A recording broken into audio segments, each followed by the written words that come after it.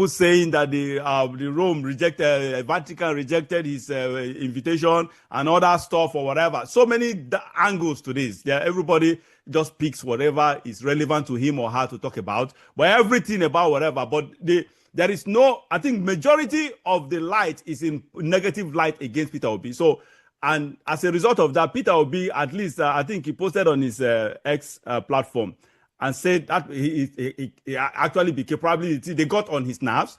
Probably they got at him. I think he felt it and actually reacted and responded to the negativities surrounding this whole thing against him.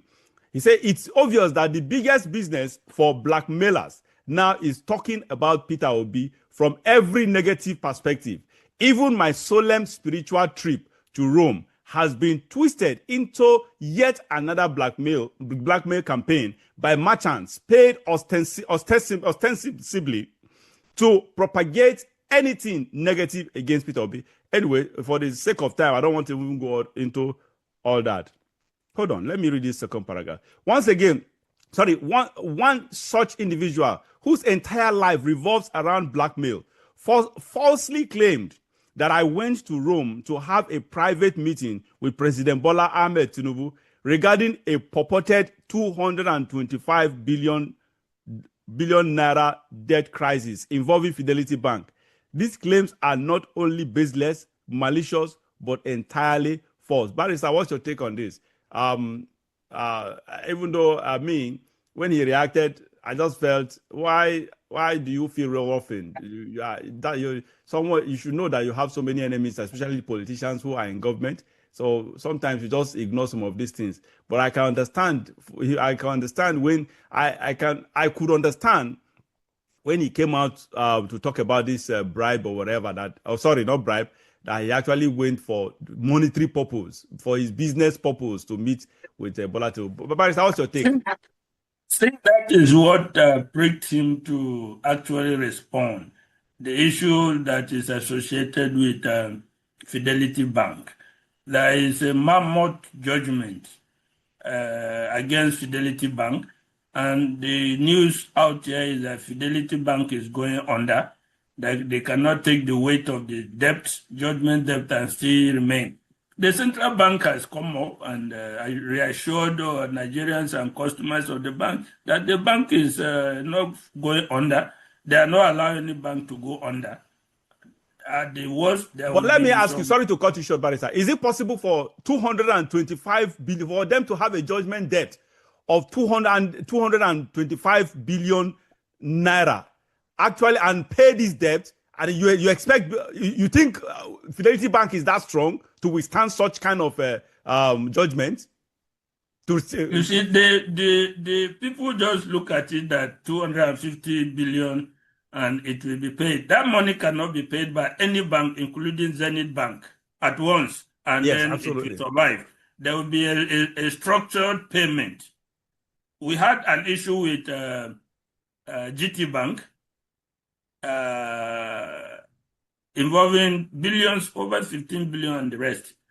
It took over 10 years of litigation for the actual judgment came. Then the payment issue dragged on for close to more than 10 years. At the end of the day, GT and Innocent, they were supposed to pay Innocent almost 15 billion.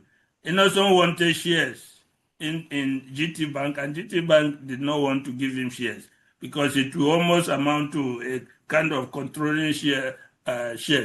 So at the end of the day, a judgment like that, it has to be structured.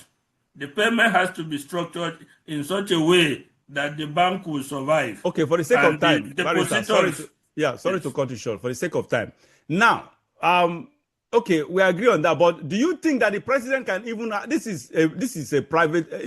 The judgment is between. Is it a fine? I don't want to go into the details. I've not even read the details actually. Is it a fine or a judgment between two private companies? It's a judgment between two private companies. So it dates back to a very long time that was done in dollars. Initially, it was even $1.something million. It's what now catapulted But you know, even 1 point something Yeah, million dollars, that's almost one but point. Yeah, then billion. you drag it for 20 years with interest and other things. Okay. You see, you get to where we are today. All right. Now, Now, yeah, sorry what? to cut you short. Now, does the president? I don't understand. Can the president interfere? I don't understand. What are people expecting the president to do? Let's even assume that, even though it's not, we just for the purpose of moving forward with this on this topic. What do we? Let's even assume that Peter will be meeting for this purpose.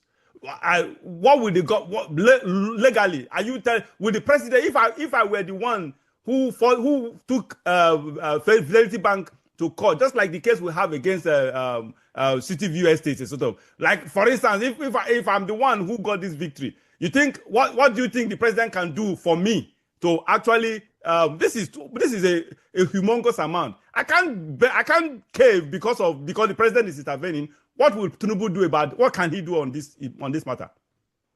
You see, in terms of facts, the president can intervene indirectly, not directly, through the CBN, because he appoints the CBN chairman. The CBN regulates the bank.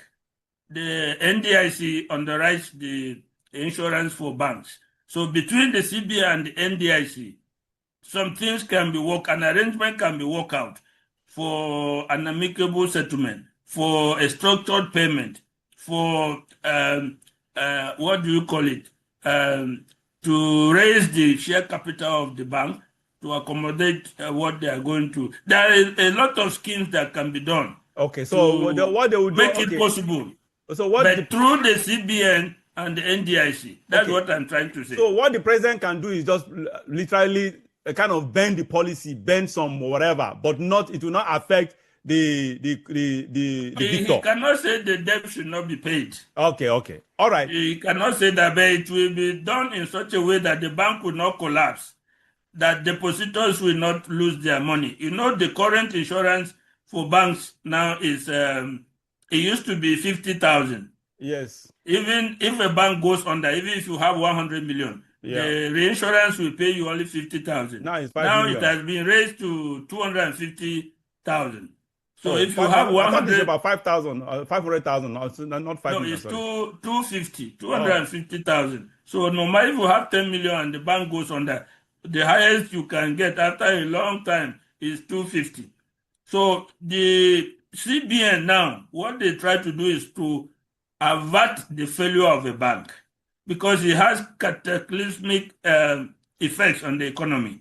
So they monitor each bank to ensure that the bank does not fall precipitately. If the bank is going to fall, CBN will manage it and drag it while the problem is being solved, while the damages is being absorbed in that way.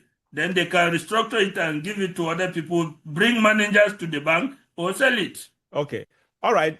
Now, my next question is this. Do you think that Peter Obi, this accusation against Peter Obi, do you think it's a possibility? Because 225 billion naira is a humongous amount. That is outright nonsense. The meeting in the Vatican, everybody knows when the Pope was elected, when the former Pope died, when the Pope was elected. And by Catholic law, they have to inaugurate him within a certain time. My question is not about the meeting. Of course, the meeting at the Vatican, everybody knows it's just a short. I'm not talking about that. Because I didn't know about this, because this is Barrister, this is a humongous amount that any business-minded person will be tempted to do something about it.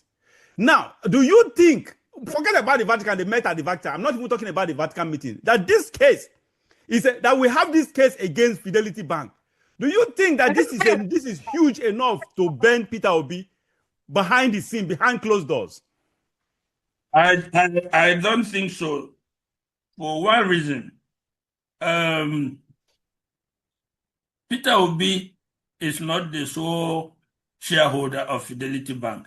As a matter of fact, I wanted to read, there was a news where he was putting up who are the owners of Fidelity Bank. Unfortunately, I could not open the the article to examine the share structure of Fidelity Bank. But I can only assume, or I know he is a shareholder in Fidelity Bank. May not be the majority shareholder, maybe I am not able to say at this point. But when you come down to the debt that Fidelity Bank owes, I can tell you that with proper arrangements, the bank will pay that debt and still continue to run as a bank. So you do not need to run helter-skelter, to run and prostrate at the feet of Tinubu to save in quote, save the bank, as people are insinuating, All right. My take on that is, anyway, I don't know. I'm 50-50 here. I don't have that kind of confidence. Your kind of confidence in Peter Obi like that. Because Peter Obi is a businessman. He has been a businessman, a trader. So, and I see an Igbo trader who will want to do anything and everything to actually save him some loss. And so you can put the test there. Trust somebody like Tinubu if he has a handle on this issue. Yes. Peter Obi will not go on with his political campaign. If that were the case, that would be the condition that he will give. Yeah. So put it forward in front of you. See at which point this man will drop out or begin to support the president. Yeah, exactly. Then you can say, okay. No, they may not want him to just. I think the blackmail may not go to that level for him to, because they won't make it to be. They won't allow it to get to be that obvious to Nigerians. If we want to blackmail him, even if Peter Obi wants to ban, he won't go to the extent of supporting or whatever. All he probably will do is to slow down his campaign, and be indifferent. Let us sharpen our eyes and see going forward. Okay. How see the body language on the political. Yes, exactly. We can deduce from how things are going that something has happened. So it will not be too difficult to analyze. Yeah, that is it. Because these businessmen, they are so very, very, they hate losing money. Most businessmen. And you see, this is one of the problems. GT Bank had the issue. I have always said, because I do recovery for banks, I know that the banks do not have a very strong legal department. All the banks, that is the truth. They do not have very experienced lawyers. Because they don't want to pay. They don't want to pay. In the legal department. And issues, because of pride, there are issues, you hardly find a bank settling an issue. They will rather drag the issue all the way to Supreme Court. The case of GT Bank, it was not a case against them. It was a case against Interstellar, a different company between Nitel and Interstellar. And Nitel was owing Interstellar. They got judgment. It's a judgment that the federal government became involved. The Attorney General negotiated a settlement. And then they garnished the account of Nitel with GT Bank. And GT Bank took up the matter. Now, how on earth would the legal department allow that kind of thing to go on? This money is not your money. It's a customer's money. Court has said, your customer is owing somebody, pay that money to innocent. And you take up the matter and begin to appeal. Why is that? Yeah, you have no locus. And why this case is on, it keeps accumulating the 10% interest. Keep building. That's it. All right. At the end of the day, you became liable to pay part of the debt. Then you now start. My experience with the bank's legal department is that most of them are not properly experienced in depth in terms of this thing that we in the field do. Yes. They take minutes of board meetings, they give out cases to lawyers, and they give legal opinion. But at the end of the day, only recently they attached GT Bank properties in Kaduna on a debt of almost 500 million. A matter that was already in the Supreme Court, they allowed it to to have their assets. Barrister, we have to go, please. Sorry. Attached. All right. So that is it. Thank you so much, Barrister.